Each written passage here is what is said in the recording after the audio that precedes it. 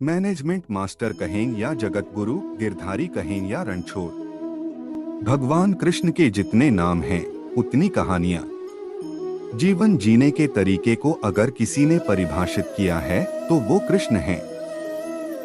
कर्म से होकर परमात्मा तक जाने वाले मार्ग को उन्हीं ने बताया है।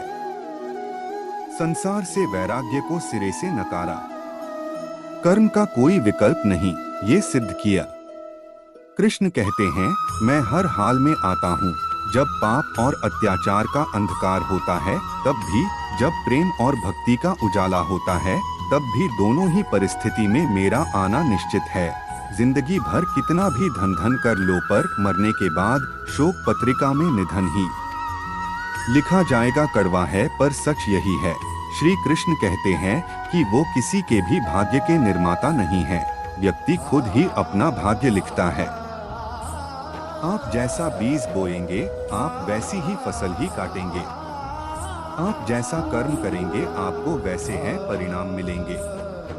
यदि विद्यार्थी मन लगाकर पढ़ाई करेंगे तो परीक्षा में सफल होंगे।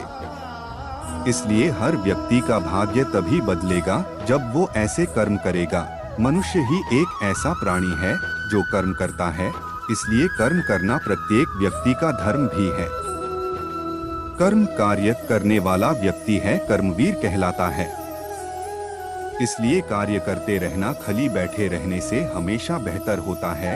जो अज्ञानी व्यक्ति होता है वो यह गलतफहमी पाल लेता है कि मैं करता हूँ, सभी कार्य मेरे द्वारा किए जा रहे हैं, ऐसा जान उसमें अहंकार घर कर लेता है। परंतु इस सृष्टि में जो भी हो रहा है वो तो प्रकृति द्वारा किए जा रहे हैं। अज्ञानता के कारण व्यक्ति में जो मैं का अहंकार जन्म ले लेता है तो उसका पतन होना निश्चित है। जो कुछ भी है वो वर्तमान में है। जो बीत गया है वो नहीं आएगा और जो आने वाला है उसकी चिंता नहीं, बल्कि खुले हाथों से इसका स्वागत करें। समय हमेशा चलता रहता है, कभी रुकता नहीं। यदि आज बुरा समय है तो कल अच्छा होगा। इसलिए आप बिना किसी स्वार्थ के सिर्फ कर्म कीजिए, फल समय खुद देगा। न तो समय रुकता है और न ही एक सा रहता है। बुरा समय हो या अच्छा समय बदलता जरूर है। आज बुरा है तो कल अच्छा, और अच्छा तो फिर बुरा समय जरूर आएगा। सुख के बाद दुख और दुख के बाद सुख आते जाते रहते हैं। इसलिए इस पर हमारा कोई वश नहीं है, लेकिन कर्म पर हमारा वश जरूर है। आप सिर्फ कर्म करिए, फल की चिंता किए बगैर। समय आने पर फल जरूर मिलेगा। जिस इंसान के चारों तरफ नकारात्मक लोग रहते हैं उस इंसान का मंजिल से भटक जाना तय है।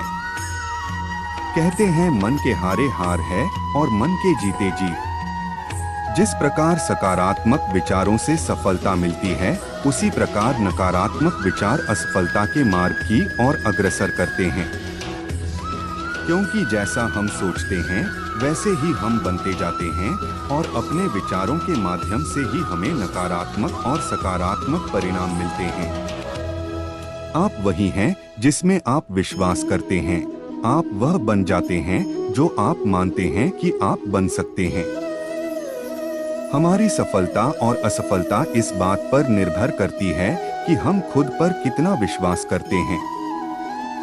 व्यक्ति जो चाहे बन सकता है, यदि पूरे विश्वास के साथ अपने लक्ष्य पर लगातार चलता रहे। मेरे लिए न कोई घृणित है और न ही कोई प्रिय, न कोई निर्धन है और न ही कोई धनी। बस जो भक्ति भाव के साथ मुझे याद करते हैं, मैं उनका हूँ और वो मेरे। श्री कृष्ण उन्हीं के हैं जो श्री कृष्ण के हैं। भगवान तो बस प्रेम भक्ति के भूखे हैं। जो भी उनकी भक्ति में लीन होता है, जो भी प्रेम से उन्हें याद करता है, वो सदैव उसका कल्याण करते हैं। जो होता है अच्छे के लिए होता है। कभी कभी विपरीत परिस्थितियां हमारी वर्तमान स्थिति को अच्छा करने के लिए आती हैं। लोग अपने शरीर को सुंदर बनाने में लगे रहते हैं, पर आत्मा की सुंदरता शरीर की सुंदरता से कहीं ज्यादा महत्वपूर्ण है। शरीर तो नश्वर है, मिट्टी ही तो है, तो मिट्टी में ही मिल जाता है। पर आत्मा अमर है, इसलिए आत्मा की सुंदरता पर ध्यान दो। आत्मा की सुंदरता अपने को श्री कृष्ण में लीन करने में मिलती है। समय एक सा नहीं रहता। आज दुख है तो कल सुख भी आएंगे, और सुख के बाद दुख भी आना स्वाभाविक है। आपको पूरे धैर्य और श्री कृष्ण पर विश्वास के साथ अपना जीवन निर्वाह करना चाहिए। मुस्कुराने के मकसद न ढूंढो, वरना जिंदगी यूं ही कट जाएगी। कभी बेवजह भी मुस्कुरा के देखो, आपके साथ साथ जिंदगी भी मुस्कुराएगी। सब दुख दूर होने के बाद मन प्रसन्न होगा, ये हमारा भ्रम है। हकीकत यह है कि हम मन प्रसन्न रखें तो सब दुख दूर हो जाएगा।